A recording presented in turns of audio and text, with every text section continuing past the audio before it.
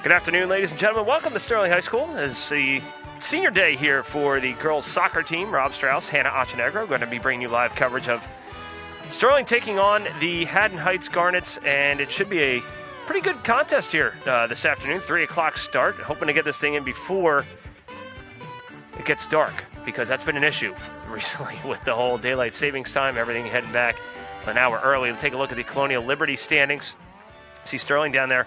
3-6-1, and Haddon Heights just a step ahead of them, 4-4-1 on the season. And Hannah, you got obviously a chance to play on this squad. Won yourself a championship with this squad a number of years ago. I did. It seems like it was forever ago, but calling out my age. No, I'm just saying. But listen, I'm older than you, so that actually makes me older. The Colonial Patriot, the other side of the bracket this year. Collingswood sits on top. Gateway second place down there. Real tight. The Woodbury right there as well. And then the bottom half, you can definitely see a dividing line between the top half and the lower half there with Lindenwold and the others. Current, absolutely gorgeous November day. I wish we had this for your championship game. Oh, I know. This kind of weather. That would have been fantastic. Unfortunately, 68 degrees. Wind is going to be a factor today as it's blowing across the field from right to left.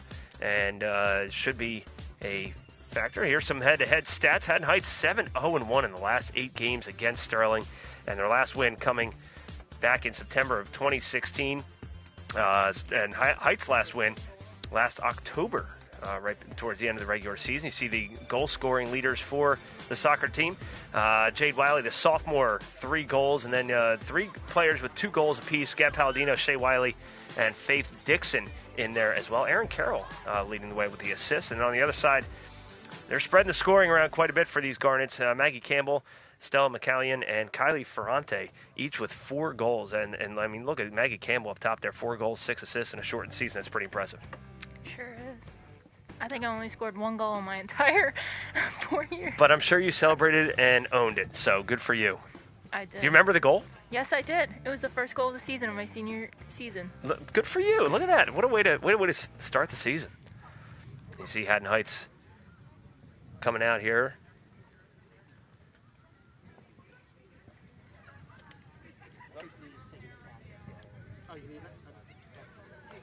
You're going to see Nia Holloway is going to take the opening tap here. She's injured, but they are going to allow her on her final home game here to take the opening tap, which is a nice gesture by both squads here on senior day.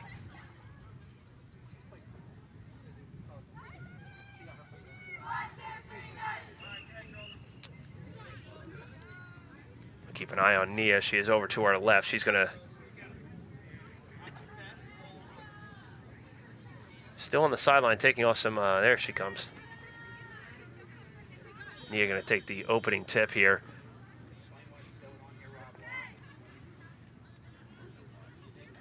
She is injured, missed a lot of this season. And we've seen this a lot before with injuries, players. She obviously would have made a huge impact on this team this year had she not gotten injured. So they're just going to kick it to let Nia take the opening tap here, and then they're going to kick it out of bounds, sub her right back out, because obviously you can see the left knee injury there. Tough to deal with, especially senior season, only in 2020. Absolutely. It's the best year, don't you think? Aaron Carroll's actually going to sub in as soon as Nia takes the opening tap here.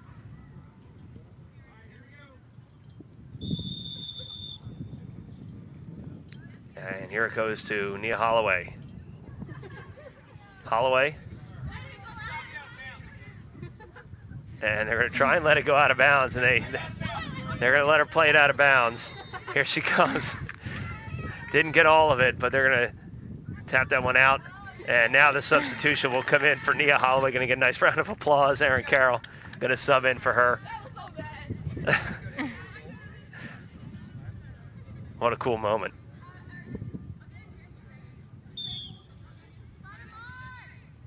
And now they'll officially start the clock off the head of sophomore Jade Wiley.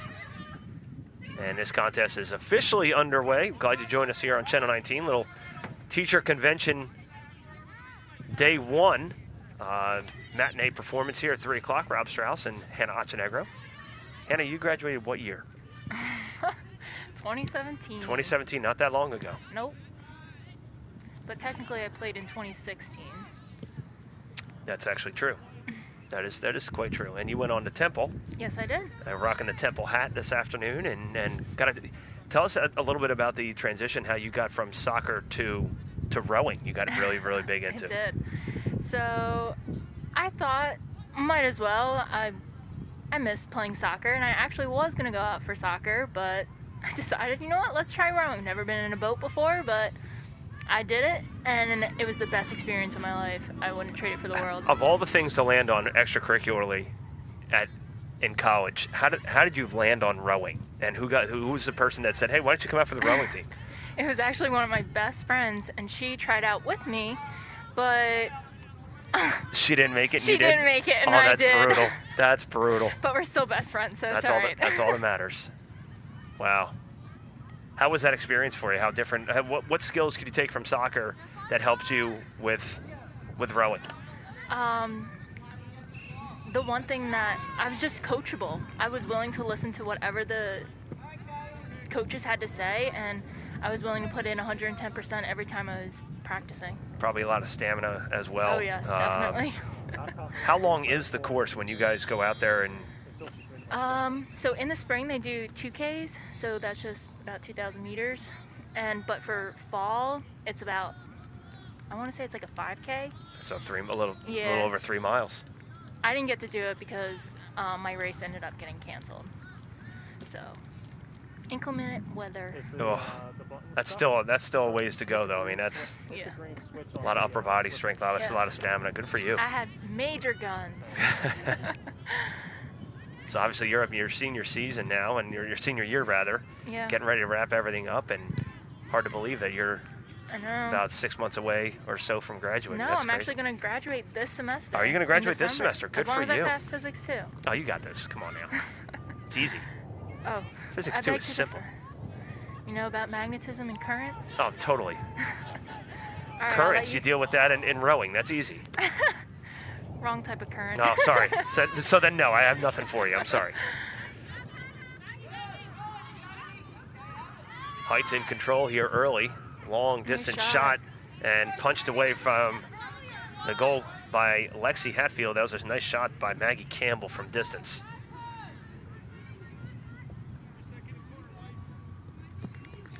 Just able to get a paw on that was Hatfield, whose sister played on the soccer team as well, graduated last year.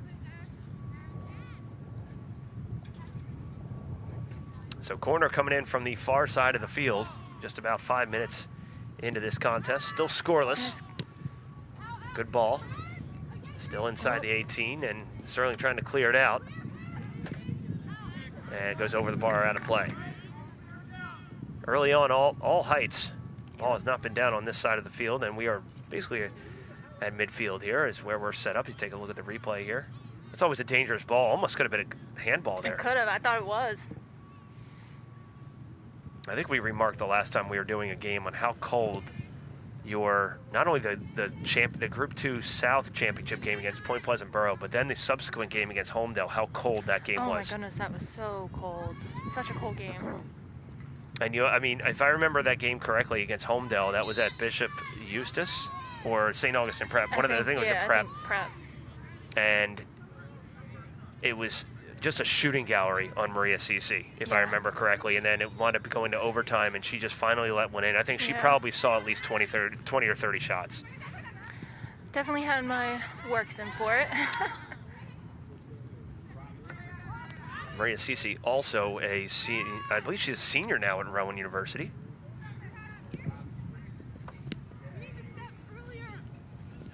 Nice shot, save by Hatfield, and that's going to go out of play.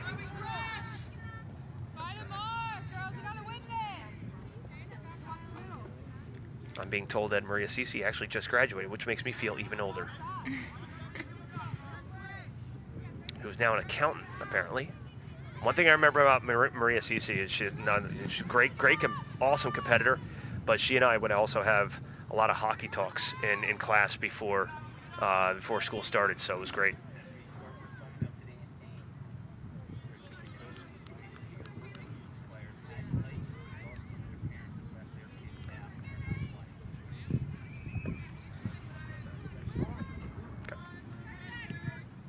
So you notice a different lineup on the field for both teams today. Some COVID-related issues, so several players are not playing. You're seeing a lot of that in not only throughout South Jersey sports, but also throughout the country at every single level, whether it's the collegiate level and the professional level. So some notables will be missing on the field for both of these squads. And shot and another left-handed save by Hatfield. She's been busy early on. Take one more look at it here. Look at that nice little chip. And Hatfield moving from her left to right just punches it out.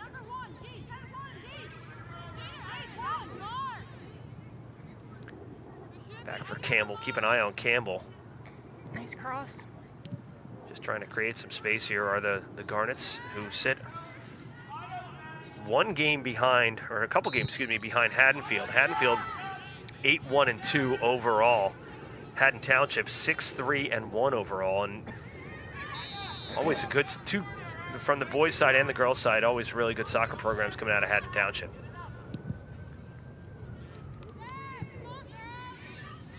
Play on that smaller field. I know you played on it for 4 years. That field very different. Turf field, not as big as this field. But the ball goes very fast, so you have to be on your toes. Much quicker game on turf. What was your preference? You prefer to play on turf? Because I know at the St. Augustine game against Homedale, played on, I believe that was a turf field as well. See, I'd rather play on regular grass because then it was easier to slide tackle, so I didn't have turf burn. Okay, so there you have it. Player's perspective. And I never got caught. Mine were always clean. Of course. Of course. You ever get carded? No, I did not. No cards, but one goal. One goal. Take that. It's a good swap. Michelli tries to assert forward. And just a wall of white jerseys there, trying to find, and that's Maddie Hogel. Playing forward. And you're also going to hear a lot of whistles around. No field hockey practice to our right, which always makes things even more confusing, but we have football practice off to the left side. So you might hear some other whistles that might make things confusing for our viewers back at home, but thankfully no field hockey practice today, because that makes things... Never understood the sport. That's a confusing one. Hatfield's been busy. Still no score here, about 10 minutes, and then you look at the football team getting ready for their game at Paulsboro. That game will be a Saturday morning game on the road at Paulsboro, 11 o'clock start. We'll have that for you right here on Channel 19. Myself, Kevin Schules, and Tad Kozaneski will have the call for you live from Paulsboro. Tough place to play. Got a chance to talk to Coach earlier today. Then the Coaches Show program will air a little bit later on this afternoon. Get an inside look. Here comes Michelli. Michelli on the run, 1 on 4, and she just gets outrun. And Heitz kicks it out of play. Take one more time.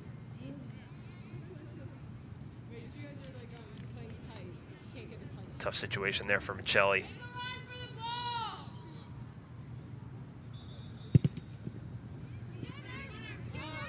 Sterling just trying to get anything going on their end of the offensive end of the field. Sterling going to make a substitution. Shea Wiley going to check in, for the first time at the next opportunity. Getting some final instructions from Coach K. His first year at the helm of this Lady Knights soccer team, taking over for former head coach Emily Caracciolo. Stepped down last year after a great career, South Jersey Group 2 title, which you were a part of, and in a sense, so were we. but we didn't put we weren't on the field. We had absolutely no bearing on that whatsoever. We just brought it to you live. But you were wrapped up in warm blankets and hoodies. Quite the contrary, actually. The press box was not heated, if I remember correctly, for either of those games. We actually had to remove, fun fact, we had to remove the window at the game against Homedale so that we could stick the camera out. So we were exposed to the elements just as much as you were. At least you guys were running around. Mr. K, I know, was complaining of the cold the entire time. As he yells at me in my ear. A little shove there by Jordan Baker, the freshman. Oh, nice boot. And it's going to come right towards us. It's going to stay in play in a dangerous situation here. Goes off of Heights is number 9, Hannah Simmons, and will be, or Simons rather, will be the Sterling ball. As Kat Miller will come up and throw it in. Kat Miller had a little bit of a black eye, a little shiner. Don't know if she still has it or not. You can see Jade Wiley with some nice fancy footwork trying to find open player, but Sterling still controls. And now it's cleared out. Good step here by Kaylee Sheehan. Keep going. Sheehan making a nice run coming up from that sweeper fullback position. Going to nice try and cross. Looking for Oh. Wiley, and one player wide open. Jordan Baker wide open and just cranks it over the top of the bar. But a great run all the way, probably a good 60 yards from the sweeper position was Kaylee Sheehan.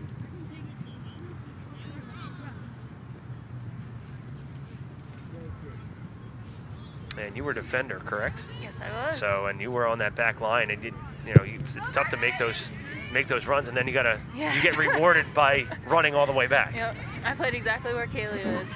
And that was one hell of a long run back. Where was, and your sister was forward, correct? Midfield. Or midfield?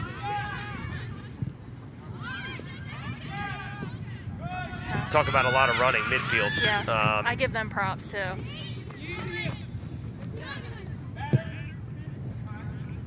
Kat Miller off the head, kind of errant play there. I think she wanted to boot that forward with her head, but just comes straight down. And Sterling looking for a runner here, trying to find Jade Wiley as well as Jordan Baker, and found neither.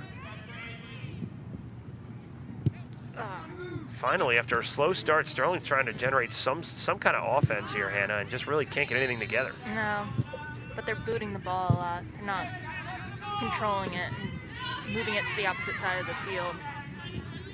Reagan Boyle going to check in for Heights. Now Sterling trying to spring Wiley. Wiley centered. She scored the only goal in the game in their last contest against Audubon in a 1-1 tie.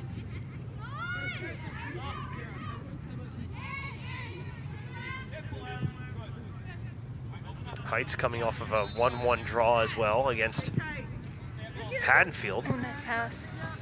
Here's Baker. Baker.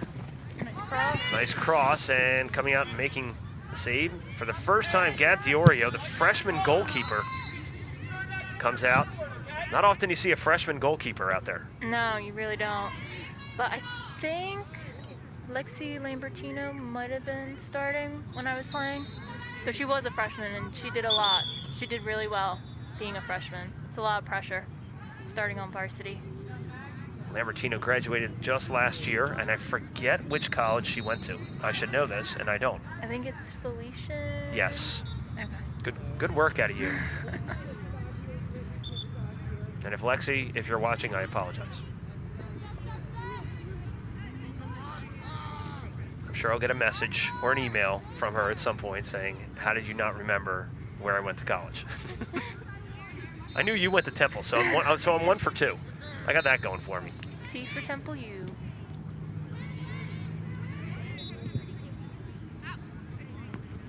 Sheehan heads it away. Turnaround shot goes off of Sterling, and Kat Miller is going to have to chase this one down, and she just clears it right into the arms of Coach K. She was aiming for him. She nailed it. Coach K, his first season under the reins here in been a very, very interesting 2020 campaign for not just the girls soccer team, really any sport at any level. This year has been really, really a challenge. But it's put together, it has a very, very young squad here. Only a handful of seniors to mention on this squad, so the future is bright for this young team. Pair of subs going to come in. Kate McVeigh, the sophomore, class of 2023, going to check in, as well as Bridget Dixon, the freshman.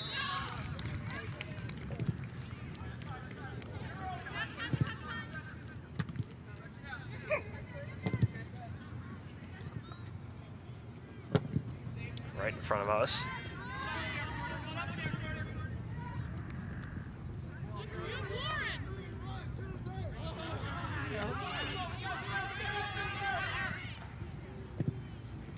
Nice ball. Oh, nice tackle.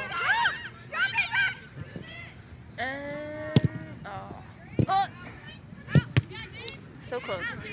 Found out that it's not going to be Bridget Dixon. It's going to be Chloe Chestnut checking into the game.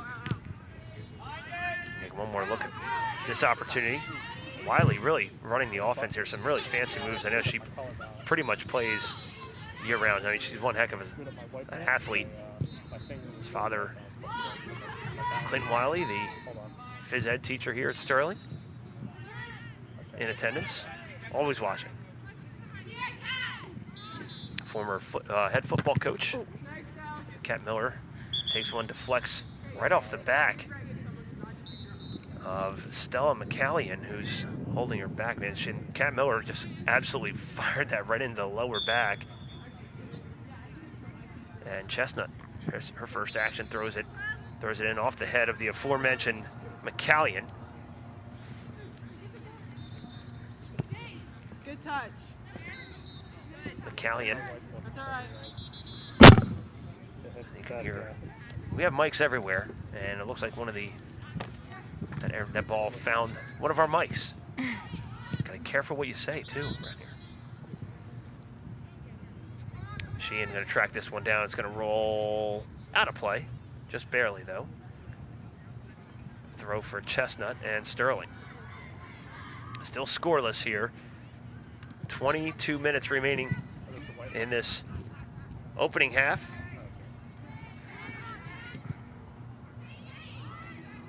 Kate McVeigh playing with a broken right arm. Not a lot of throw-ins for her, but provides a lot of energy, does Kate McVeigh. Has a goal in the season. Don't want to get hit by that cast. No, you definitely don't, because I know that thing's like a club. Even though it's wrapped, it still hurts. Doesn't matter. No. It does not matter. You ever play against anybody with a... I think I have. Yeah? It didn't feel well. No, I'm sure it's not awesome. I think it was in the gut. Or even in the back, if you're going up for a head ball or something like that, you get that cast in the back. I'm sure I was notorious for being on the ground, so one or the other, I was on the ground. 12 goals on the season for this Sterling squad. Very, very young squad here, and they're in search of some offense here. Oh, nice ball by Kaylee.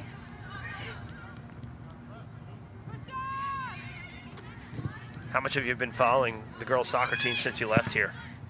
A little bit here and there. I'm sure you've been busy with rowing and whatnot, but... True, but I actually had to stop because I had to get surgery on my shoulder. Yeah, what happened with that?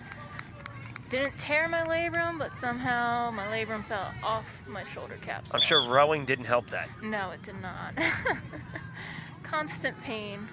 And then when I switched sides on being port and starboard, I had wrist surgery, and that was my, I think that sophomore year? Mm-hmm. And no, it was actually my senior year, too. I was after soccer. You're just under the knife all the time. I was. But that was not fun, so. How long was the recovery for each of those? For my and which one was worse? Oh, by far my shoulder. But I think my wrist surgery lasted about maybe 2 months of like PT.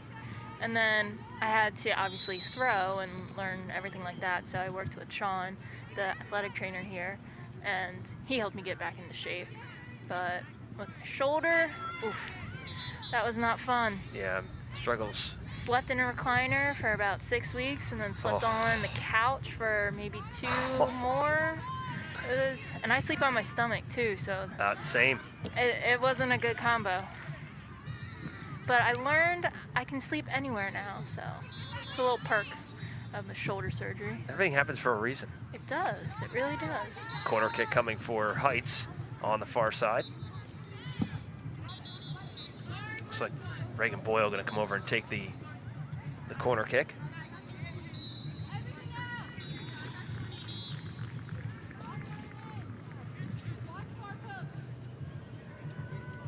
I sleep on the couch all the time. It's fantastic. I'm not even injured. And a whistle. You can hear the official say it's coming out. Take one more look at it. I think. So just about a little over halfway through this first half. Still scoreless here at Sterling and Heights.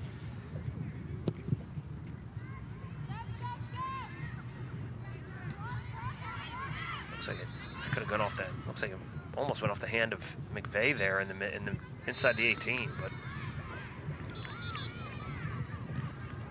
Oh, nice ball. Just sprung a little too far. Looks like they're trying to find Aaron Carroll as checking into the game is Nika Rahman is going to check into the game for the Garnets. And give Lauren Ricci, the senior, a little bit of a breather with about 17.5 minutes remaining in the first.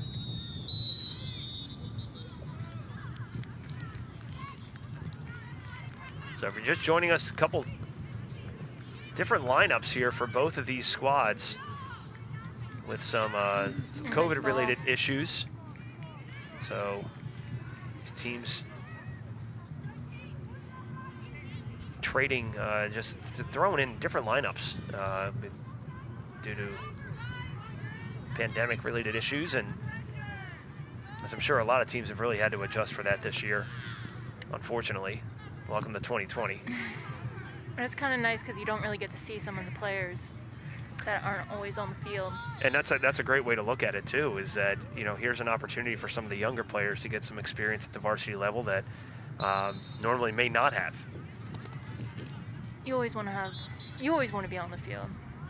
Never on the, you don't want to be a bench warmer.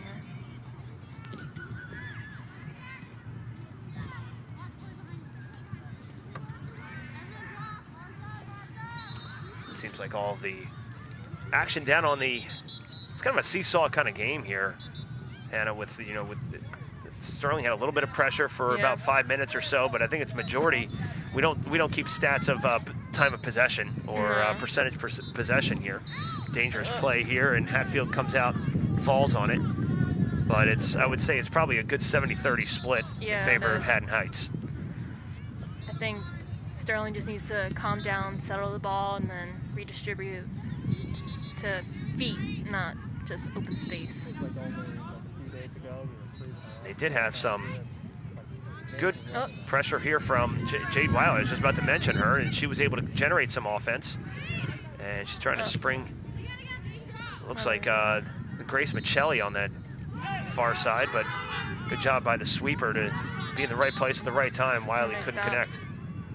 Oh, she's got some time. Dispossessed there. 3 subs going to come in for Sterling. Kat Miller going to check back into the game, as well as Maddie Sheehan and Bridget Dixon going to check in. Yeah, what's it like when you know Sterling making a lot of substitutions? Something I'm sure you weren't used to because I know you were out there for most of the time. But what's it like having a lot of substitutions? It has its advantages as well as its disadvantages because you're always stopping the ball, like stopping the momentum of the play. But when you're just constantly playing, sometimes you kind of want that break so then you can have a quick fresh of breath air.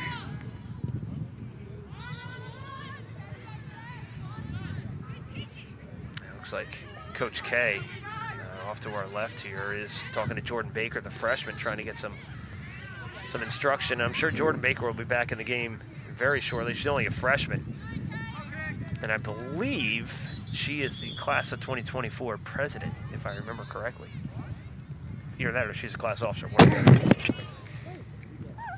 That makes me feel old.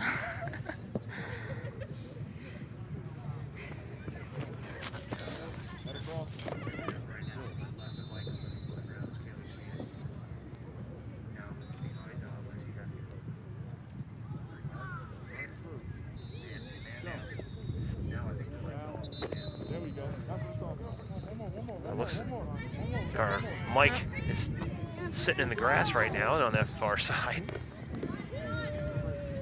Oh.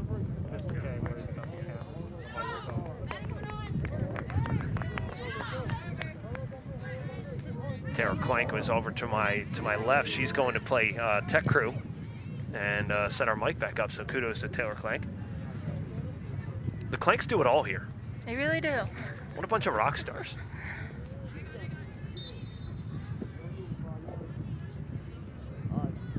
There's our mic, and with the mic stand, but something's missing.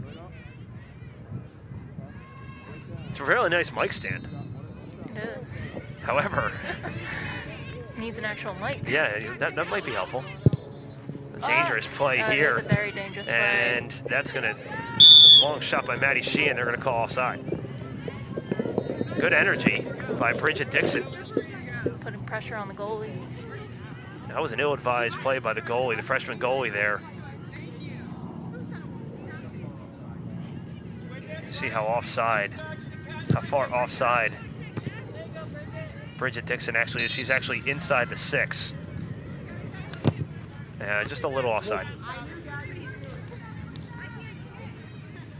For those of you that don't know soccer all that well, it took me a little while when I first started learning how to play soccer and understand the rules of what with offside actually is. And our mic is back. Taylor Clank, heck of a job. Sign her up for tech crew.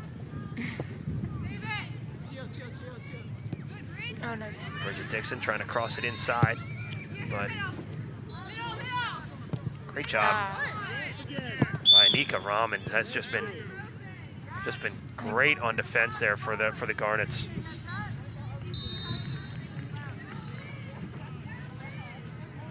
Any through ball, Rahman happens to be there and is really saving Heights right now, but a opportunity here for Sterling to maybe win this 50-50 ball and keep it here. And that's what they do. McVeigh looking in the middle for Kat Miller. And Heights just clears it away. Nice ball. Pretty evenly played. I would give the edge a little bit to Heights, especially in that opening 5 or 6 minutes. Yeah. Sterling trying to apply some pressure late here, and here comes a run for Heights. And they kick that one just wide of the cage from Kaylee Sandhouse. And Stella McCallion going to check back into the game for the Lady Garnets.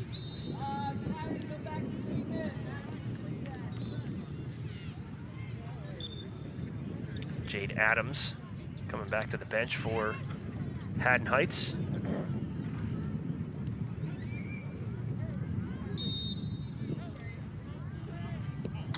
Aaron Carroll going to check into the game for Sterling at the next opportunity. A lot of whistles going on. It's crazy confusing. I'm getting confused. I'm like, why is everybody still nothing running? Happened. Oh, nice ball. Oh, yeah, on the ball, outside. and then they call the offside, and the freshman Bridget Dixon is guilty again on the offside call. But that's actually, I loved calling people offsides, getting them when I was playing defense. It was one of the best things. What's some of the things you try to do if you're a defender and you're trying to lure the offensive player offsides? Like, did you have any? That's why I always made an aggressive move, and I always told my line to move up because I wanted to catch them offsides, and most of the time they were. The only thing that it's like a double-edged sword is when they kick it over you and you're both having to run for the ball. But 9 out of 10 times it will work as long as everybody is on the same page. That's how big is communication on that back line? You have to talk nonstop. Who was the biggest talker on that championship team? I mean, you can say you, and that's no, okay. it wasn't, because I was just a sophomore. But I think it was definitely Erin Green and Julie Stratton. What a great back line. They were. It was us and Lex Evans. Some throwbacks. Yeah. Erin Green, class of 2015, also class president. Went on to play lacrosse at Catawba down in North Carolina. Now she's a teacher there. She still lives down there, and now her sister, Colleen, is down at Catawba playing as well. Hopefully they have a season. Yeah. Opportunity here, and good defense. Comeback defense there by Bridget Dixon, the freshman, to force the corner. Or is it a throw? No, it's going to be a throw. Took a shot to the body, too. Throwing inside the 18. This wind is a major factor. It just started picking up. It wasn't like this earlier when we started. No. Getting a little cold. Yeah, as soon as the sun dips below that horizon, I think the second half, you're going to feel the temperature drop about 10, 15 degrees easily. I think Sterling is against the wind, if I can read the flags correctly. Or maybe. No. Check out the highlights from this game on YouTube. youtube.com/SterlingTV19. You can also check out live coverage of our sporting events, of which Mr. K does a fantastic job with his tech crew. Next game, I believe, is going to be Saturday at Paulsboro. I don't think that there's anything going on tomorrow, but there is a Saturday morning football game at Paulsboro. Sterling coming off of a 22-14 overtime win against previously undefeated Gloucester last Friday night. So that was a great win for Coach Harris and the guys. They needed that win going into what is going to be a tough game here for Sterling on Saturday morning. So get your cup of coffee, tune in about half hour early for the coach's show. Talk to Coach Harris. We had a nice little about 20-minute conversation with him this morning. Want to get the inside scoop, courtesy of at night's overtime. Cross. Nice ball. Nice header by Kaylee. Cleared out by Kaylee Shannon. Nice that goes save. off the pipe, I believe. I don't know if Hatfield got a hand on that or not. It sounded like post. We'll take a look at it here. I think that did hit the pipe. Yeah. It's close.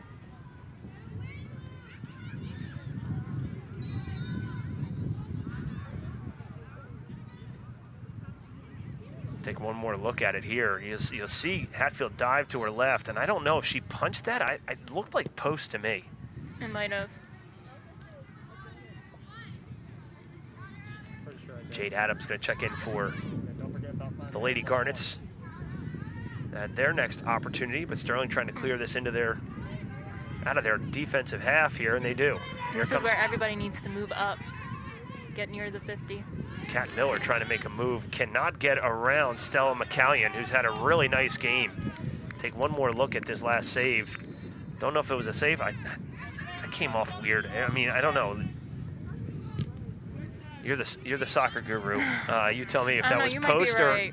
I'll ask Lexi at halftime and find out whether or not she got her mitten on that or if that was off the iron. Angle.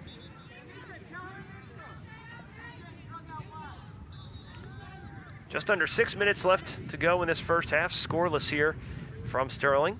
Glad you joined us here on Channel 19, and welcome to those who are joining us live on YouTube around the world. The wonders of the interweb. Shout out to our tech guru, Paul Mays, making all this happen. One of the unsung heroes of not only these broadcasts, but also throughout the school as well. And here comes an opportunity for Miller. Miller making a run and just chips it over the keeper. Is it still in play? It is not. So close. Just goes over the end line. I think she just tried to 9-iron it over the goaltender. And just didn't have enough backspin on it to save it, and she just missed that. Good run by Kat Miller there. That's the type of pressure you want to put on a goalie. And I've noticed that they moved Kat Miller to forward right now. She usually plays that back line. But with Sterling in need of some offense, maybe they're moving her up to try and generate that offense. Take one more look at it here. Watch the chip by Kat Miller. Right there. I think she was trying to put some backspin on that, hoping that that would have spun backwards, and it didn't. Nice little chip.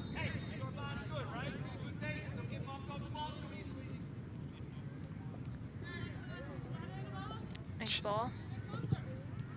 Looking for Jade Wiley. Jade Wiley, triple team, looking for the through ball, but Sheehan couldn't control it to spring her forward. Nice pass.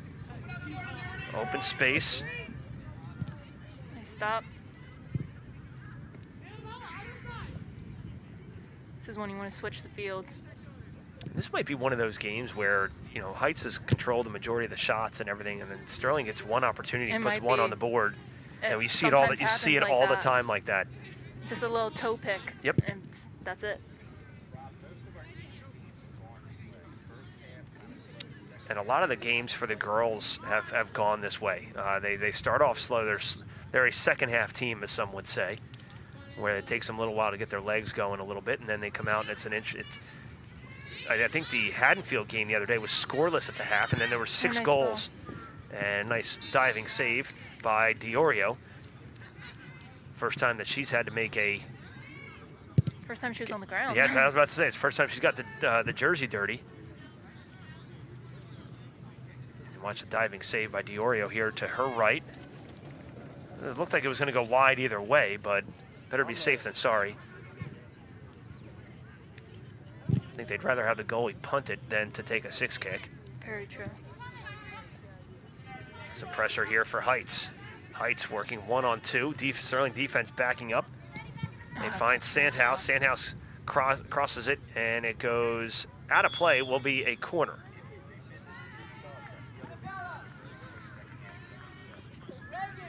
Check that. It's going to be a goal kick, but there are so many subs for both of these teams. Actually, not as much for Heights today. I'm looking on their bench. They only have 3, maybe 4 girls on their bench. Sterling with at least double that.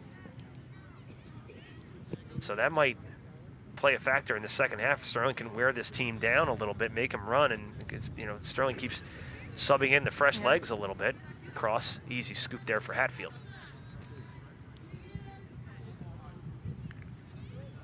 Weather the storm, as they say sometimes. It's very true. And you see this all the time where teams get outplayed, and all of a sudden you get, and it doesn't have to be a pretty goal. As long as it goes in the back of the cage, that's all that matters. That's all that matters. Here comes Wiley. He's had a really good defensive battle with Rahman today, and this time Sterling wins the throw in. Here comes Kat Miller to throw it in a dangerous area for Haddon Heights.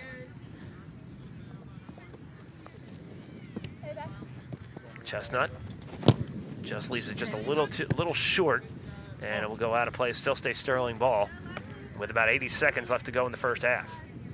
This last minute really counts because you don't know what's going to happen. You don't want to give up. How much did Coach Caracciolo talk to you ladies about starting the half and finishing the half strong? All the time, every game.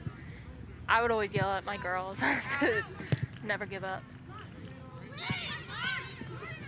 Because it's easy as a slip up. Like a toe ball can go in the back of the net, and now you're down 1-0 right at the half.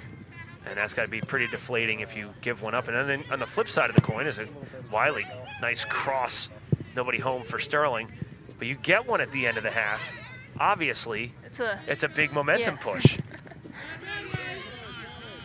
Unofficially, about 30 seconds left to go in the half. Still no score here from Sterling.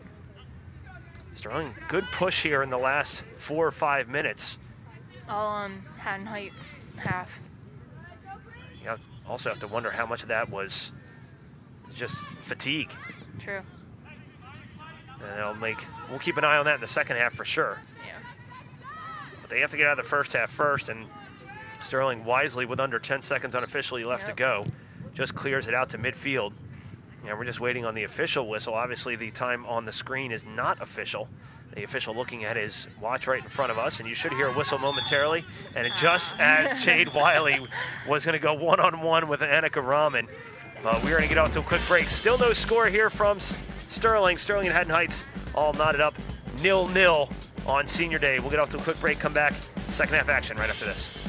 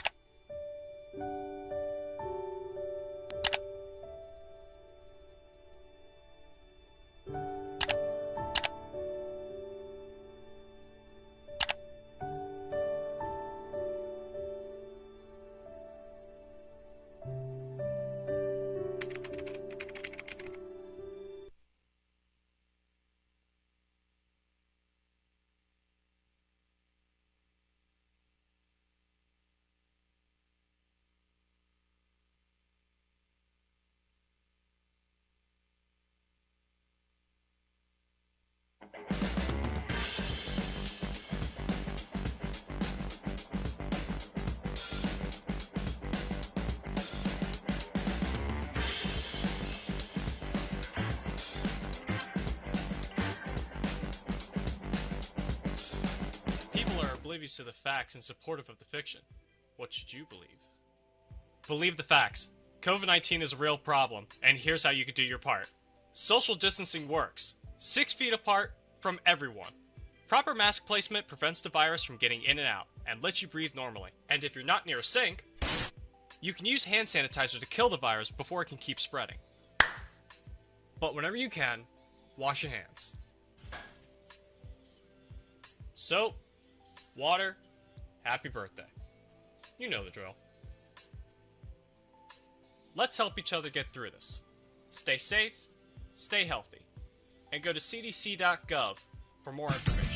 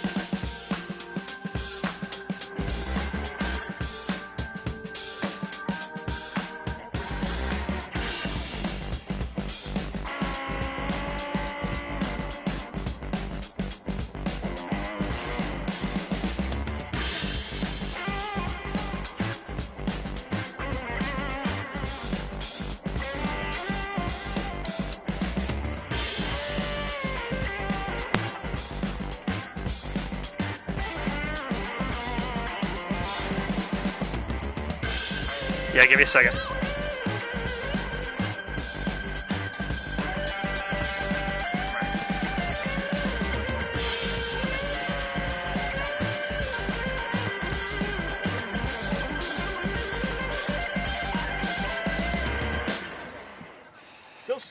Still scoreless here from Sterling High School. A beautiful fall afternoon. Temperatures in the 70s, low 70s. Are you kidding me? And some beautiful fall foliage. Usually this is playoff time, and we've got some playoff updates. We'll bring you those shortly. Rob Strauss, Hannah Ochenegro, and Taylor Klink now joining us on the broadcast. You're sitting in your dad's spot usually. That's usually where he pops in. Still scoreless here.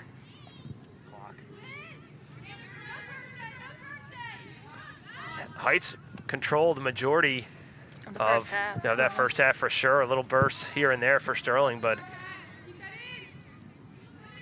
really not much to show for Sterling. Want to credit Lexi Hatfield on the save that we initially thought went off the post. Talked to her at halftime. She did mention that she did indeed punch that away. So kudos to Lexi Hatfield on that opportunity. Nice cross. And hits the side of the cage. The aforementioned Hatfield had the near side post covered quite well.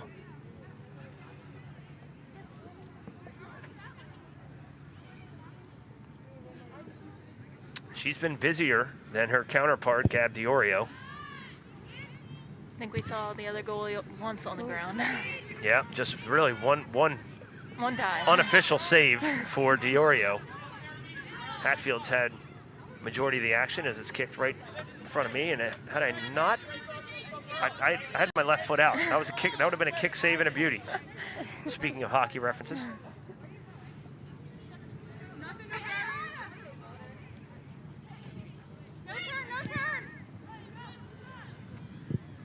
While we have a moment, just found out from Athletic Director Scott Manlove that the boys and the girls will both face Pemberton in the first round. The boys will play next Saturday here. I was telling Hannah, my 4 years at Sterling, I did play girls soccer. We played Pemberton all 4 years in playoffs. We play Pemberton in tennis, and it's a hike. I mean, it's far. So the boys will play at home on next Saturday. Time is TBD on that one. But the girls will play that following Monday. I would assume that would be a 2 o'clock start.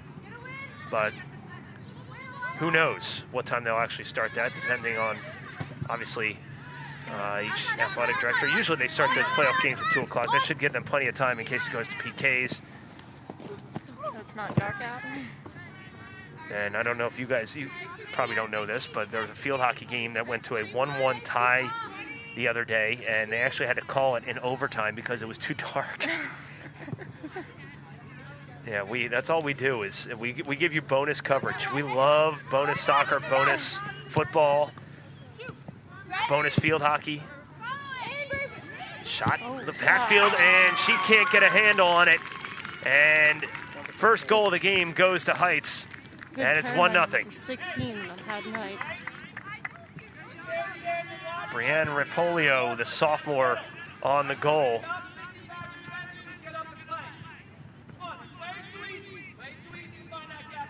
Coach K does not like it, and he's barking out some instructions. So 1-0 on the goal from Ripolio. Looked like it was assisted by number 13. That's Reagan Boyle on the assist. Take one more look at it. Nice cross inside. Hatfield.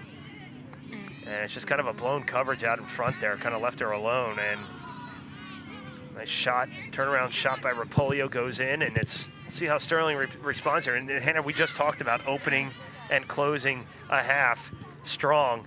Sterling not opening this half too strong there. Kind of fell asleep on defense there a little bit. But we'll see how they respond.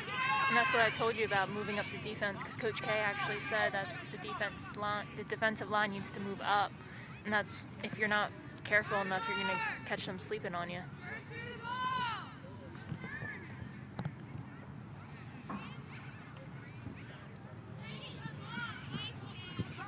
So it was a beautiful shot by Ripolio, and I think that was they had been knocking on the door for a while.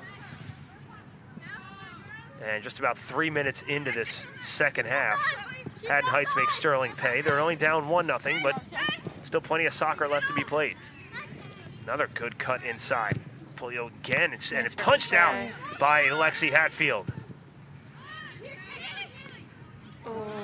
Tough play, no whistle.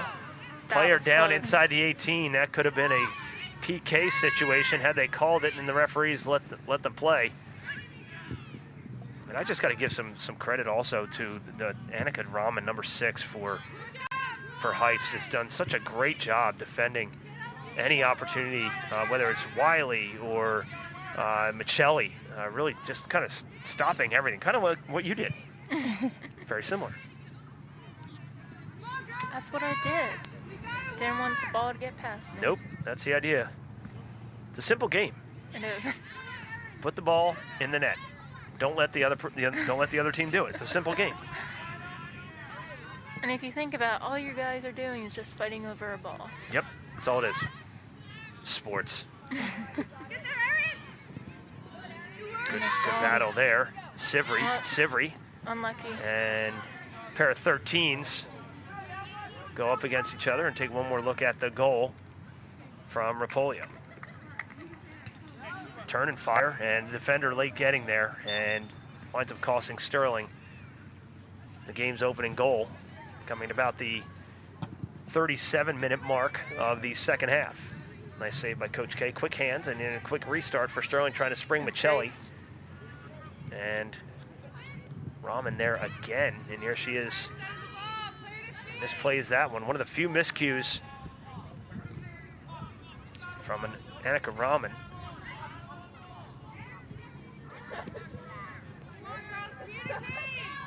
Coach Forcellini checking out all of the senior bags that are down. And one of the nice touches that the coaches did for senior day here, they got all those yard signs, which came out really, really looking sharp. I wish I had them. Facts. I wish I had thought of that for my tennis season. Did a great job with that.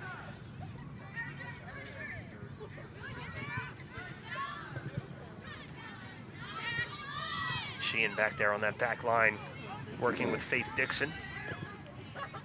And now someone needs to step up to that ball. Here comes Campbell. Nice Kaylee needs to step. Campbell with a cross inside the 6, and it's cleared away nicely by Bridget Dixon, or Chloe Chestnut.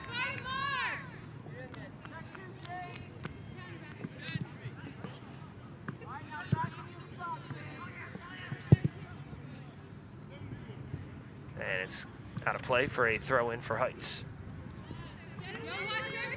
There's the signs that we mentioned earlier. I think all the girls got a nice bags too, with I'm sure full of treats and goodies. I'm sure those signs will be proudly displayed on the front yards of the respective seniors. So kudos to Coach K and the rest of the staff there putting that together for the seniors. I don't know, what did you guys get for senior day? Do you guys remember? Posters and candy. Yeah. That was it. Poster. I thought that my senior day there were 13 seniors. Yeah, we had a lot. We had a lot to do. That would be a lot of yard signs. That's a lot of candy. Yes. What was the candy of choice? I think back then it was Sour Patch watermelon. Nice. Yes. No, that holds up. Yeah. You go to the boardwalk, you win like the whole 5-pound thing of it. Yeah. That's a win right there. Still your favorite? I don't know. I don't know. I love peanut butter, so I might have to do Reese's. Now, do you take the Reese's? Oh, I put them in the fridge. That was my next question, and you just win. You win. You win. You just won the day. And I already claimed them. I was like, once I got the Halloween candy, Yep. I was like, put them in. I was like, I put them in the fridge. They belong to me. Yep. No one is taking them.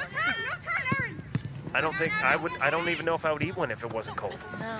And I even put my Kit Kats in there too. See, look at you. It's just better when it's Now, how do you cold. eat your Kit Kat? Because everybody eats Oh Kit my Kat gosh, no, differently. Is there I like break a process? it. You break I it. have to break it. See, I don't do that. You chomp on it. Somehow Mr. K found a triangle in the sky. So if you are playing geometry at home, you win. Our math teachers, check it out. Nice job by Andrew Kane and his geometry. Now I see it. Over top of the school. The Kit Kats I just eat. I take both bars at the same time. You don't even break them? No. Why bother? Why separate them? They're Oh. twins. You should know that. I just learned the sign language because I'm taking sign language for twins. I know what that means now, or how to sign it. You know how to sign Yeah, twins. twins. What is it? Not that. So yeah, okay. So the two fingers and then it goes around your like the front of your face. Yeah. Oh, that's interesting. There's us. Move the door. There we go. Do the sign. Do the sign for twins. Oh. There it is. See, look at that. You learned something on today's broadcast.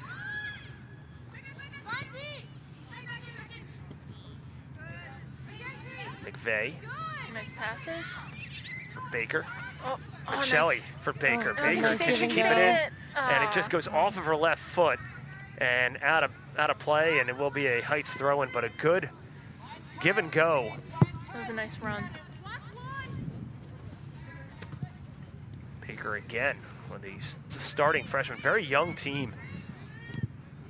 Even with the different lineup, you still have a relatively young squad here. Sheehan boots it out of play. Miss hit by Kaylee Sheehan, and a throw in for the Garnets. One ball goes in there, 5-6. Sterling trying to spring Wiley again, but again, she is covered. Someone needs 2 to come on up on that 4. corner. She held on Wiley to it just too waited long. I was about to say, she waited just a smidge too long, and here come the Lady Garnets the other way with numbers. Cross.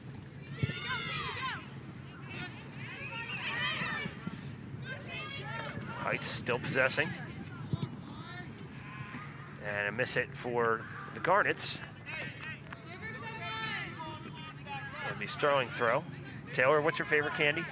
It's all the post-Halloween time, so we got to talk about your favorite candy. I think my favorite candy would probably have to be Twix. Really? Yeah. So everybody eats their Twix. Are you a left Twix or a right Twix? I think I'm more of a left Twix. Okay, all right. Aren't you a lefty? I am a lefty. That's kind of Okay, so that makes sense. That makes sense. See, I would pick the right one. And I'm a righty. If you're ambidextrous, what do you do? I'm ambidextrous. What do I do? Whatever, maybe whatever you write with, because then you'll pick up with it. I write with my right, but I do everything else lefty. Never mind. I'm a complete weirdo. You guys should know this by now. You'll never be a weirdo. Sterling going to make a pair of substitutions. Bridget Dixon and Maddie Sheehan going to check in just a moment. I'm a Heath Bar and Butterfinger guy.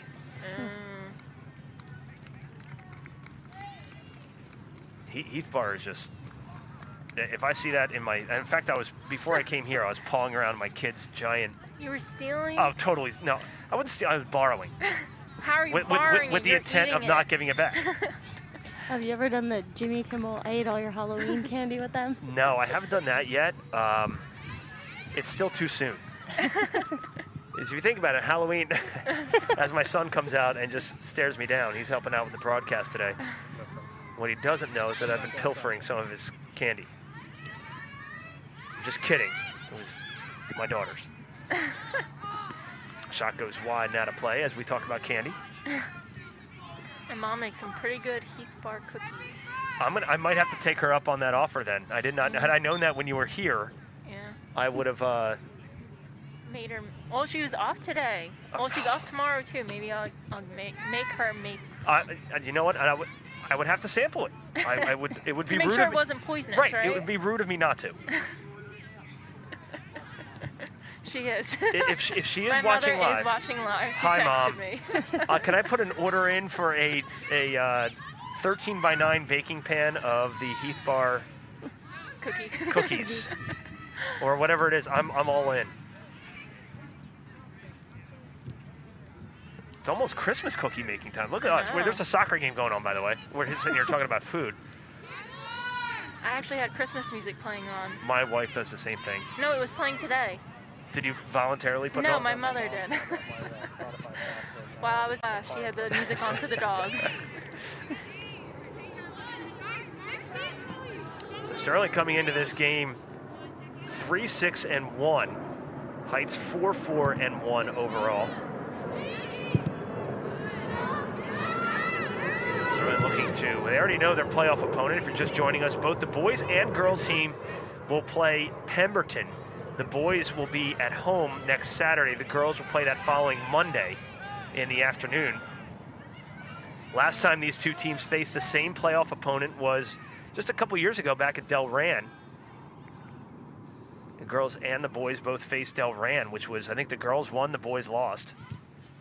That was the rain, it was the rain game. Mr. K and I did that broadcast under a tent, a single camera shoot in an absolute pouring rain, and it was cold. And there were a lot of ducks. Maybe those are the ones that came from Delran, who knows? I might be ready for leaving this place because of the cold. Yeah, I mean, it's going to be in the 70s for the whole weekend. So if you can get outside, enjoy a soccer game like this one. If I was in shape to play soccer, I would. How bad do you guys want to get out there? I really want to play. I really want to play with Kaylee. I want to see how it would work with her. Just since she's in my spot. Yeah, she's, excuse me, you're in my spot. Well, maybe you would play like a flat back four instead. Yeah. Instead of a diamond.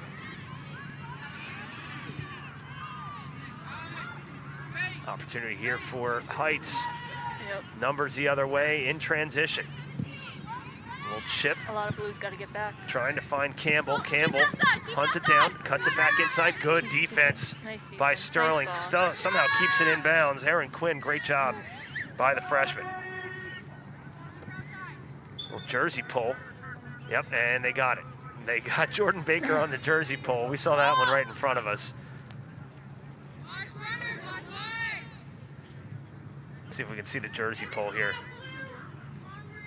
Watch the jersey pull. Whoops. Wasn't as bad as the one in West Effort my senior year. I don't remember that. Was that the That was one the one with Colleen Hall. Oh, okay, yeah.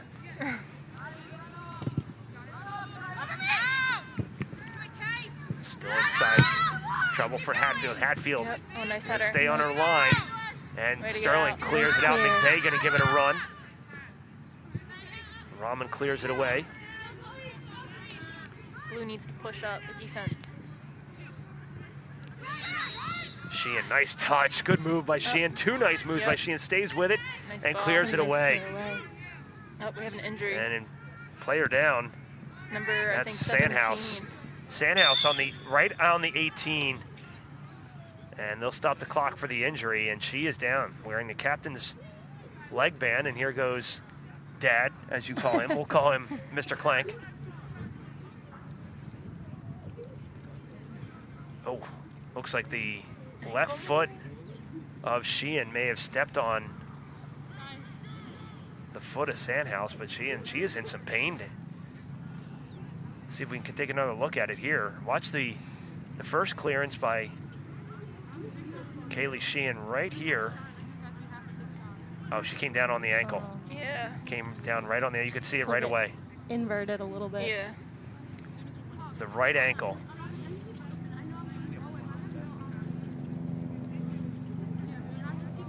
And she is definitely in some discomfort.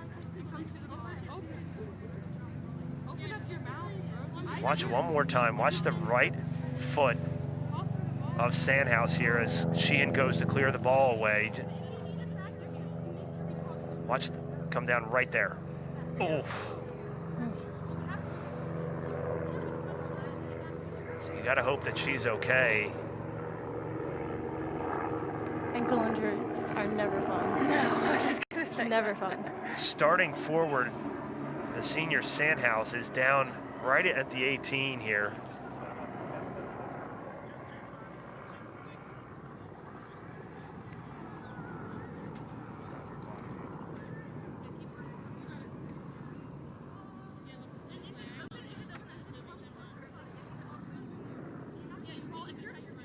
And Doesn't look like she's getting up anytime soon. So what we'll do is we'll get off to a quick break for an injury timeout. 1-0 Haddon Heights on the goal by Rapolio. You're watching live coverage of Sterling Soccer right here on Sterling TV 19. We're back right after this.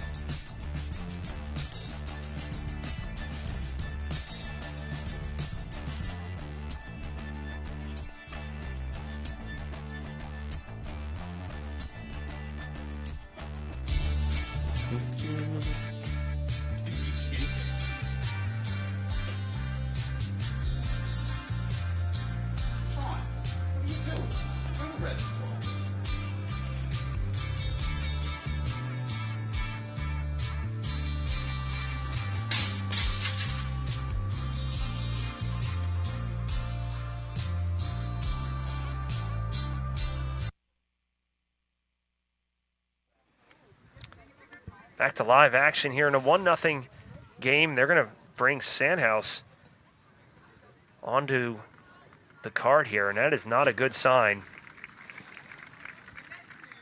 And she went down extremely awkwardly on that right ankle. As we take one more look at it here, we'll slow it down. Watch Kaylee Sheehan here is going to clear it out, and she just came, and you just see that ankle just kind of collapse around her, and she is definitely in some discomfort. One more time.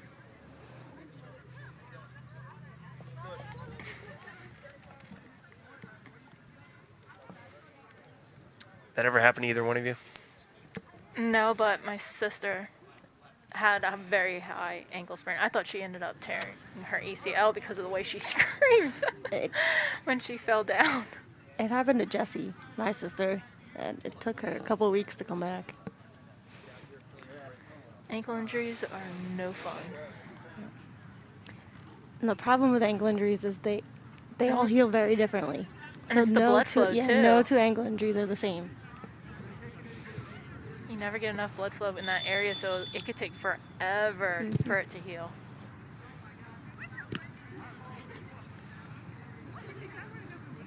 So they're tending to Sandhouse over on our right. We'll keep an eye on her. Obviously, unless something crazy happens, her afternoon is done. And here comes an opportunity for Sterling. Bridget Dixon. Dixon, left-footed shot is saved by Diorio. It's a nice save. It's a nice ball by Jade Wiley as well. Very nice ball.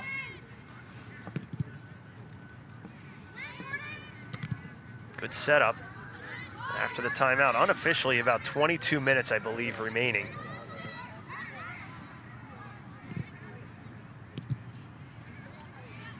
After the injury timeout.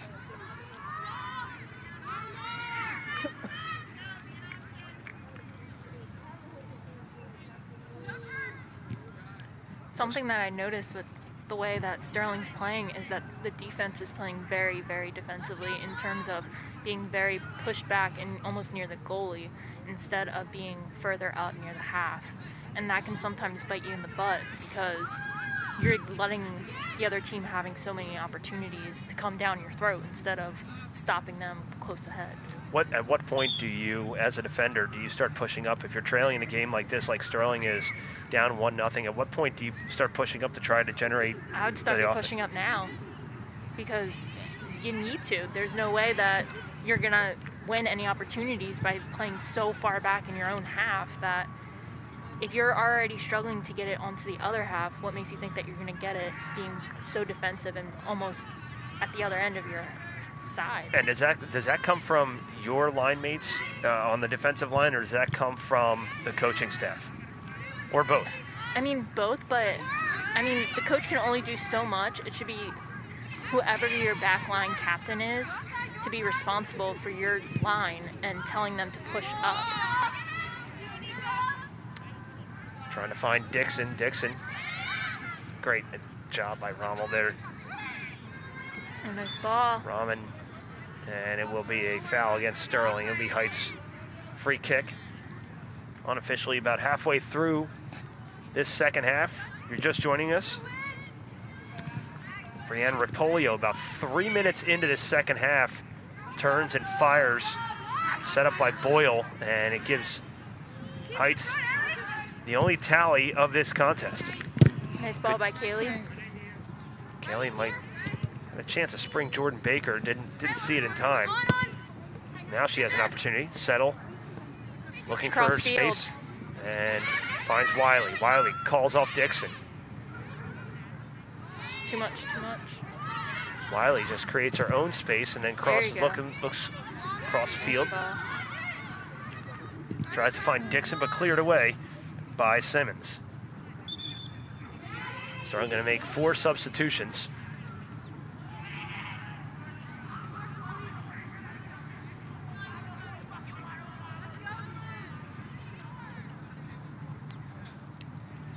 Alyssa Jones into the game for, I believe, the first time. See Chloe Chestnut. Yeah, She's got a good amount of time this afternoon. Yeah, I'm on 40 max.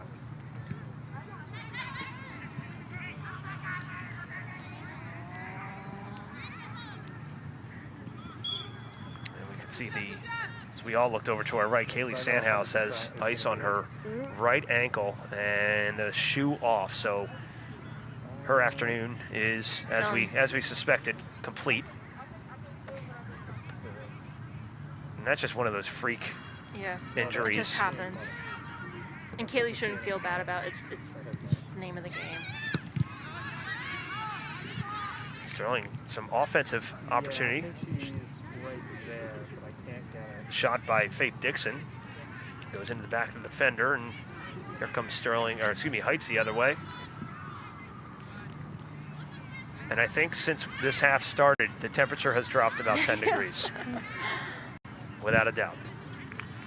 I thought about that as I was leaving the house. I'm like, wait a minute, I'm wearing shorts.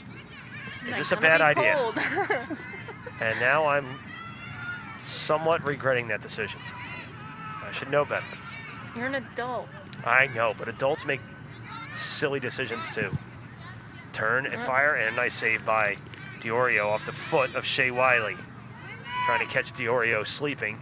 It was a nice turn by Shea. It was. That's one of the kind of, at this point, no shot is a bad shot. No. You never know how the goaltender's going to handle it. Especially if she's not moving around, because there's not that many shots on her. She can be cold in terms of she might not be on her toes when a ball's coming at her. And let's be honest, Diorio hasn't had to be used that active much. as much as Hatfield has today. I'm not going to do it now. And don't forget to take a listen to Sterling and Summer Nights Radio if you're on campus or at home on Channel 19. Best sporting events, best music from 60 to today. Some school events as well. You got the Toy Drive coming up. Follow us on Twitter at Nights Radio. Toy Drive 2020 is going to happen this year. It's going to take place on December 19th or 18th, whatever that Friday is. And we will be out in front of the school. We don't know in what capacity just yet, but we just had a meeting the other day, and it is going to happen. So we will be out there. Rain, snow, shine. We will be there collecting toys. Goal this year, 1,650 toys that we're looking for this year. Community did such a fantastic job supporting us last year. A nice turn. Hopefully another repeat performance.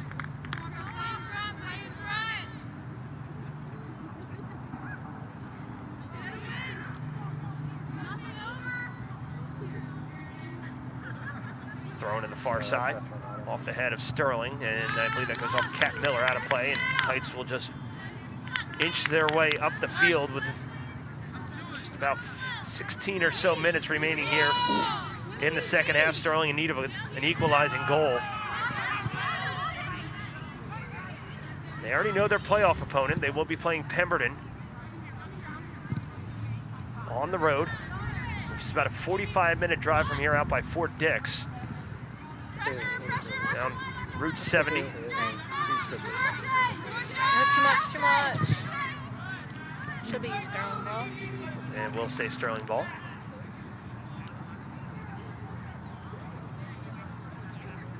Aaron Quinn going to throw the ball in for Sterling.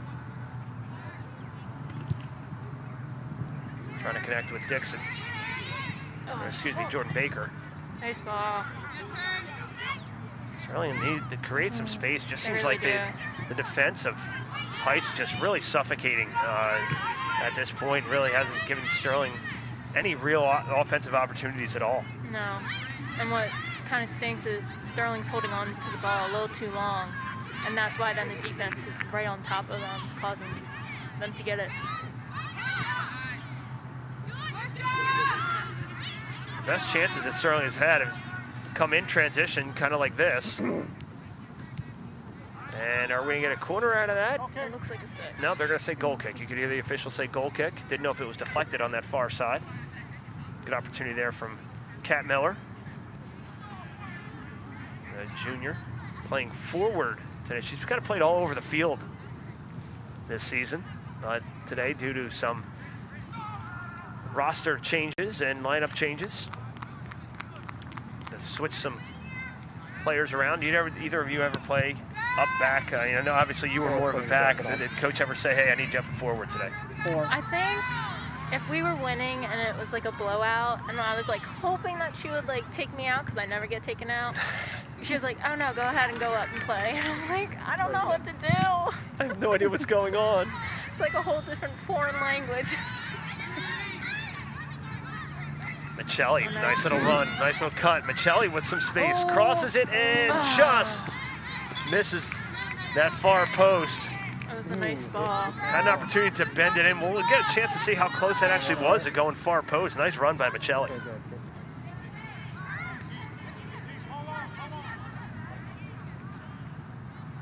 It just went right over the bar. It's so hard to tell if that goes over the bar or... No, it missed. It only just hit the chain. I feel like it's a good Nice stop. Michelli again, trying to get Sterling on the board. And took advantage of that miscommunication on the Heights back line. Yeah. battle there, Shea Wiley. She needs to step. Nice Here come the defense. Garnets on transition. Great job by Sterling defensively. And they keep it in. However, it goes right to the foot of Reagan Boyle, who assisted on the only goal today. Sterling gets a throw in out of it. Looks like Kaylee's coming out. First time Kaylee Sheehan's been out of the game. Pretty sure she's going to go back in shortly. This might be a defense for offense substitution here. Yeah.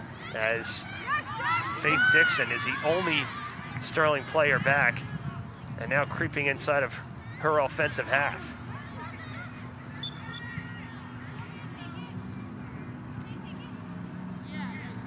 Oh, she might have Cat twisted Miller. her ankle.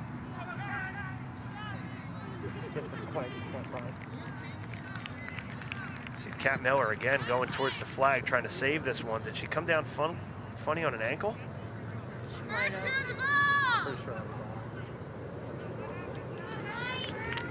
Yeah, her right ankle there. Yep.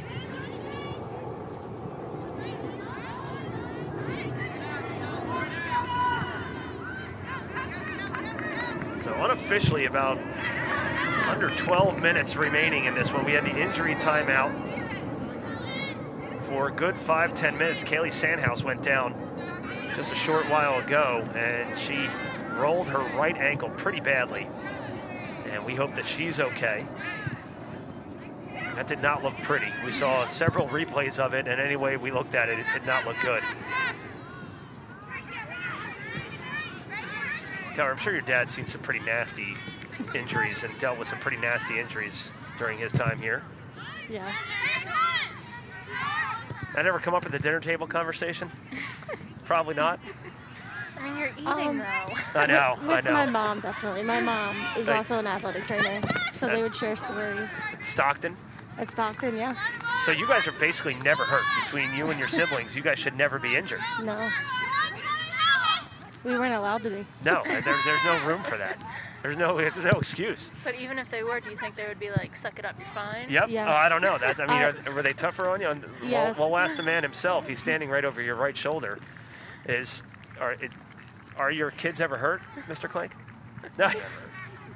I love telling this story. I was in his room once because I had some quad pain. And he went into his back room. He's like, I have something just for that. And he came out with a straw. Oh. And I said, what's this for? He said, for you to suck it up. Wow. Gotta love your dad's humor. Mm-hmm.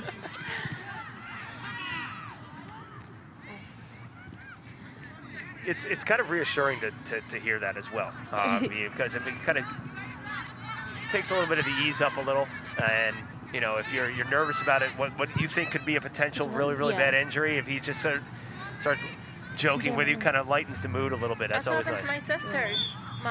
She ended up actually breaking her wrist, but my mom was like, no, you're fine. And then a week later, she couldn't pick up her backpack and was like, oh, fine, we'll just get the imaging. This is a waste of time. And then she ended up breaking it. Whoops. Strauss, you were right. We do see Kaylee back into the game at top of the line. Yep. Forward. Yeah, just about under Put some 10 minutes. pressure. 10 minutes to go. They're going to move Kaylee to forward. And now the back line, I believe it's Chestnut, Aaron Quinn, and Dixon. You've got 3 defenders back here. Sterling looking for the equalizer. And why not? Why wouldn't we go for bonus sports? We've been doing it pretty much 4 games in a row with football, starting with football Friday night. This is when she needs to switch the fields. Kept it in the middle of the field, and Sheehan with an call. obvious foul there A little too aggressive there. Yeah. against Kylie Ferranto.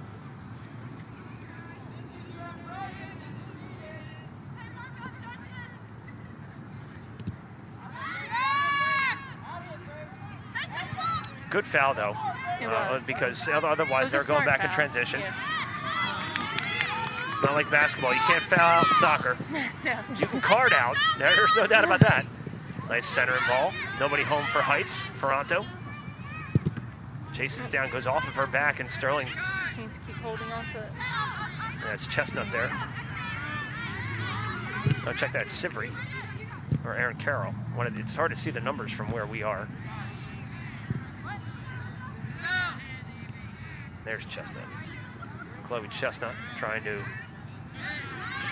dispossess. She cannot. And here come Lady Garnets. Still with possession. Crossing pass inside the 18 and cleared out by Wiley.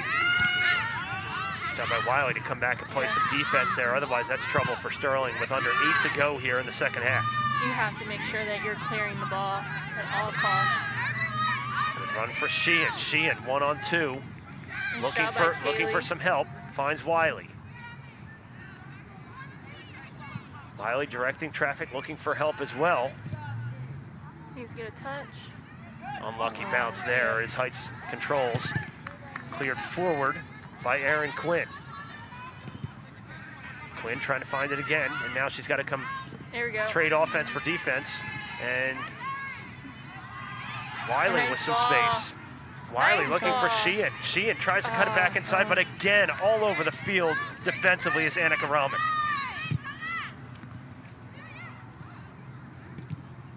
What a great job That was a by nice stop. Annika Rahman. Has done such a very Montenegro performance.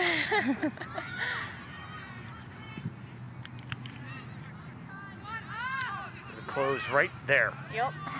Something I would Look, do. that look familiar? Yeah. Look familiar? Maybe 4 years ago. It's all right. I still know it.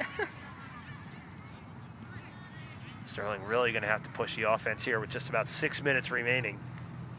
Can't lose hope. takes his one shot. Maybe it's going to come from Michelli here. Michelli trying to work her way inside the 18, crosses it, and it goes out of play. And Sterling, they're going to say it's deflected, and they will get a corner out of this.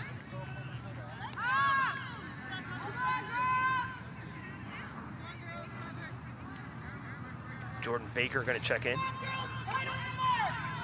And Grace Michelli to serve it up for Sterling. This could be one of their final opportunities here. All you need is something on the ball.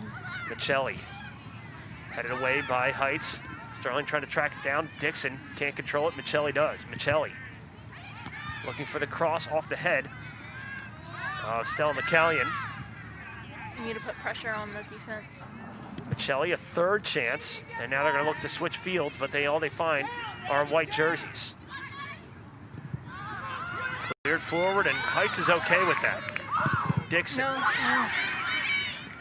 trying to generate some offense, and it's going to go right into the foot of their head coach. That might have actually been a play where you actually pass back to the goalie, even though it's a little more risky, but that defender, that forward was actually coming onto that defender pretty fast, so it would have been smart to just pass it back to the goalie for Hatfield. Officially under 5 minutes remaining. Sterling in need of a goal. Only goal of the game coming off the foot. Brianne Rapolio, about 3 minutes. Nice ball. Nice ball to find. Into the Okay, game. Kat Miller, goalie coming off her line. Crosses. Shot and just saved again. Unbelievable defensive stand by Annika Rahman, and it keeps the game 1-0. I know Rapolio's got right now the game winner, but to me, the player of the game is Annika Rahman. Yeah. Yes. Absolutely. Defense wins games. Chance falls right at Kat Miller's foot. She sails it just high of the crossbar. I don't think Jordan Baker knew that Rahman was right there. No. And I don't think she had any idea until she was right on top of her. Look at it right again here. Look at Kat Miller with the nice run here. Does everything right here. Left run. cross. And if she had connected on that first touch, that would have been a goal. That was the equalizer. No quit on this Sterling team. Falling down, no whistle. That should have been. On the run here is Rapolio. She has the goal. That's some great defense right there. 1-on-2, and it goes off of Heights. Under 3.5 to go. Dixon, nice move. Has plenty of space. She's gonna try and find Kaylee Sheehan. Kaylee Sheehan, goalie comes off her line. Sheehan 1-on-1 with the goalie, and it spins in. Sheehan scores! Kaylee Sheehan on the run. Diorio comes off her line, and awesome Sheehan goal. chips it over for the equalizer. I believe it was left foot as well. Yeah. Kaylee Sheehan comes in and scores her second goal of the season to tie the game at 1 with under 3 to go. That's a nice little chip. It was a nice assist by Bridget Dixon as well. Yeah, I want to give the assist to Coach K as well. Switching Kaylee for defense for offense was a brilliant move, and it paid off. Went against the best defender. Diorio comes out, maybe got a piece of it, but Sheehan scores the equalizer here in the waning moments. We saw a goal with 3 minutes into the second half. Now we're seeing one 3 minutes left to go. What you're saying is, like, you have to be careful within these 3 minutes. It's crucial that you don't give up, because anything can happen, just like what we saw. Just like what you might see here, big collision just outside the 18. Dixon. Sivry looking for Sivry on that far side, just too far. And Heights controls now. The clock that you see says 1:40 remaining. That is unofficial. There was an injury to Sandhouse earlier where the clock stopped, and it's up to the official's discretion on how much time is remaining. But as it stands right now, Sheehan gets the equalizer, her second of the season, and at no better time and in a 1-0 game in the waning moments of the second half. One more look at the goal. Look at the service there by Bridget Dixon. Such a nice service. And again, we talk about the 9-iron. Yep. There it was. And it didn't have to be as pretty as a nice goal outside the 18. Haddon Heights gets a corner left with less than a minute, unofficially less than a minute left in the game. This is where you have to keep on your marks. It's crucial. Maybe go to 5. Big corner coming here for the Heights. Nice Beautiful kick. corner. Inside the 18, Ooh. falls right into the lap of Lexi Hatfield. And Sterling dodges a bullet. That had eyes. Nervous. That was nerve-wracking. That was a great corner. It was. Served up by Reagan Boyle, who had the assist on the only Heights goal today. And the overtime streak.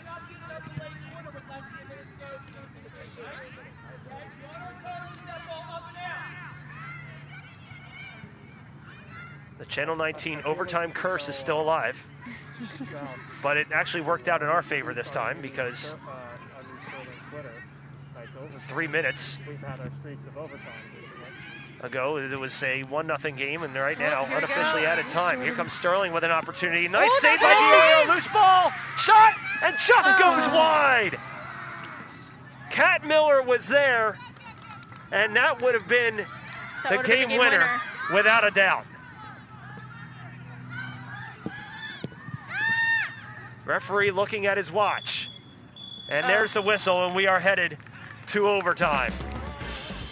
Kaylee Sheehan with the goal. The assist right here from Bridget Dixon ties the game at 1. We got bonus soccer here for you on Channel 19. We'll get off to a quick break, come back with overtime right after this.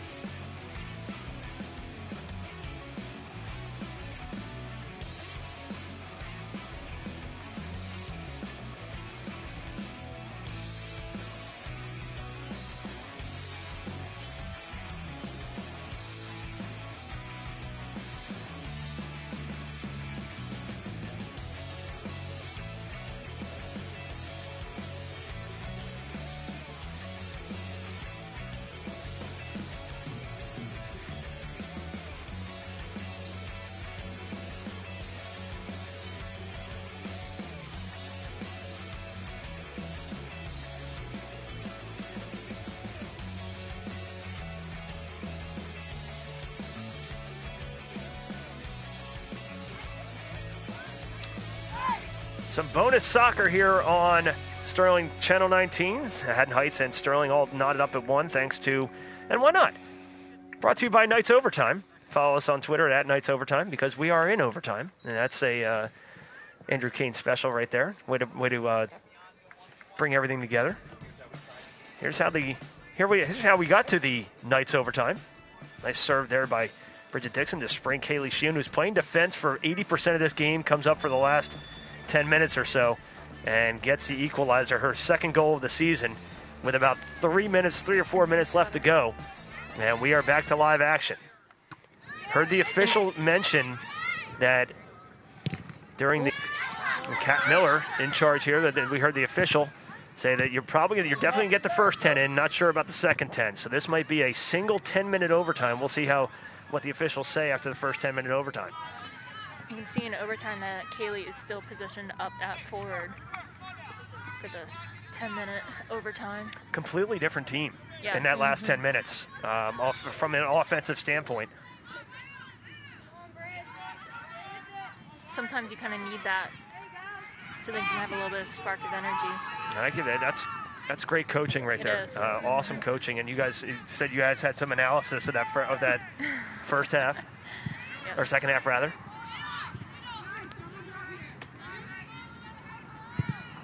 So 1-1 here.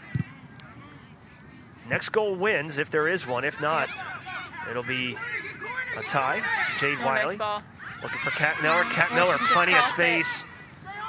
Looks to cross. Miller with the cross. Cross! And the score!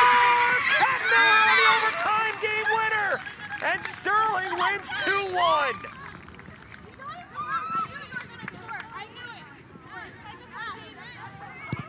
Kat Miller, given just a little bit of space and about 2 minutes into overtime, scores a game winner.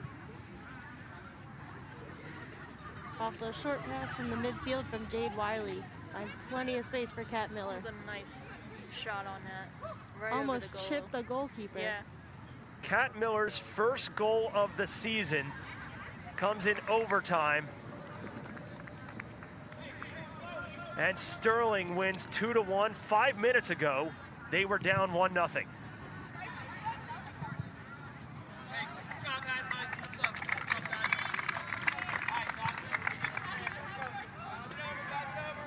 Unbelievable. Crazy finish.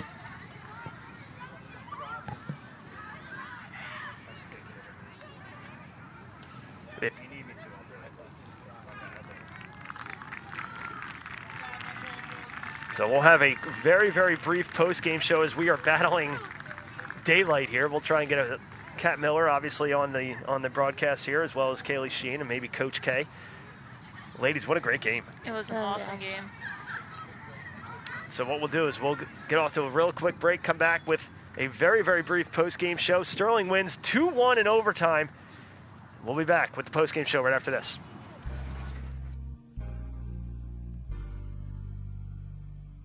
Yeah, that's that girl I was talking about. Hey, I like your new tattoo. Hey, when are you gonna post something new?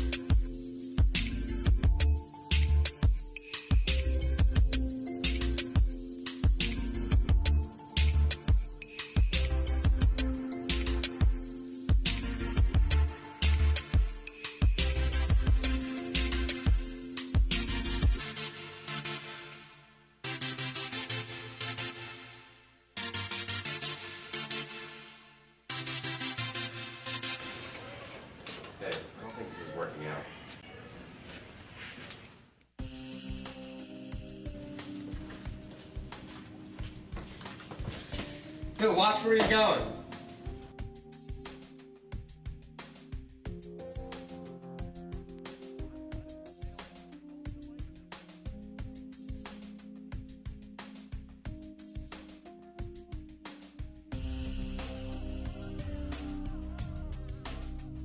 We've been talking, and I don't think we want you sitting anymore. We've been friends for like ever. Why do you want me to go? I think you should just leave.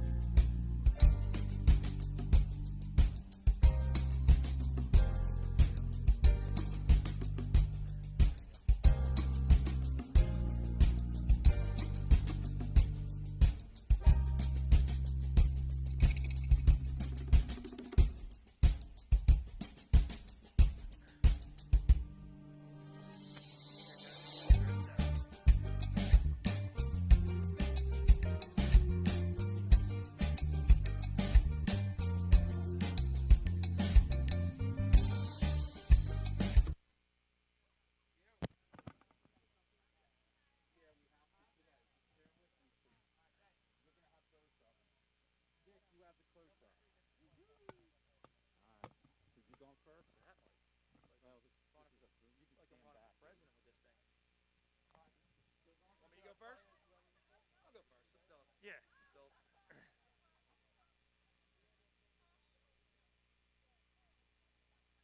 Chloe, good job in there. Okay, Maddie, good job. Standing. Am I on? Is my mic on? Yes. Yes.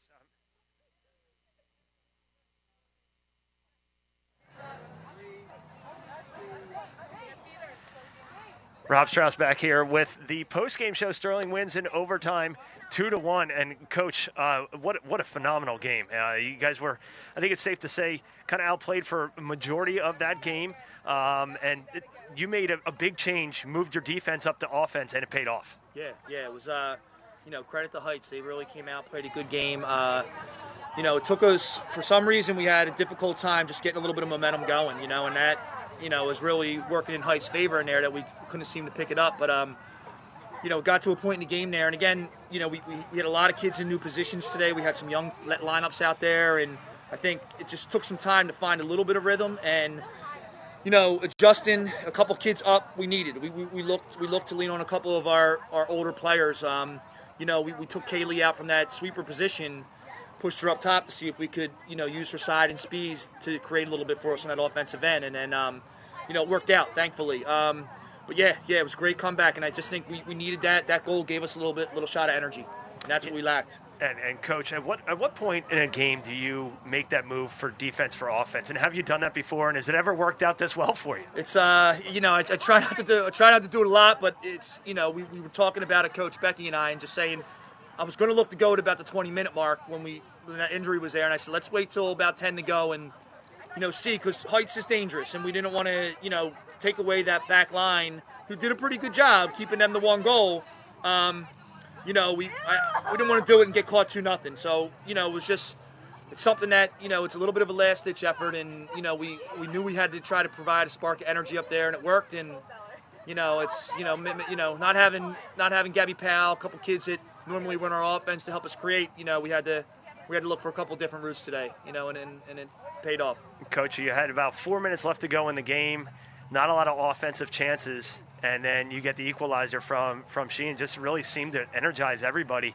What was it like on the bench for the girls, especially here on senior day, to not only tie the game with minutes to go, but minutes into overtime, get that game winner? Yeah, that was great. That was, that's something I think that, we're still in that process of, I think, believing. You know what I mean? That's something we talked about at halftime is, we're missing a few kids, normal starters that we have, and we need that next man up mentality and see if we can get some kids to step up and play. And I think there was just a little bit of uncertainty in the beginning of that game, and that goal was a charge. That goal was almost like, hey, we can do this. We can get this done together as a team. And, it was good to see, and I feel like it energized everybody out there because we finished out the game with some good intensity and some good pressure, came into overtime right away with some, a good step and got a finish. Beautiful ball by Kat Miller, who she wanted it. She came off the field with a chance to put that winner away in regulation, and she's a kid that puts a lot on her shoulders and was bummed, but she showed her leadership and came out and got the winner for us, and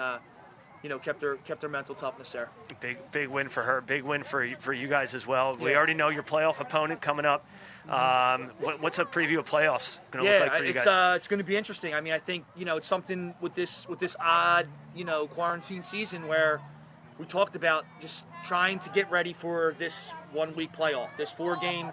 We're looking at it like a 4-game season. It's important to go 1-0 and take one game at a time and just see if we can be healthy, play strong, and give the best effort we can for all 4 games. And hopefully we'll be there in that 4th game. All right, Coach, congratulations on the big win. Good luck. Go enjoy this one with the team and for the seniors and everything. Thanks, Best Coach of luck. Strauss. We'll see you next time. Thank you.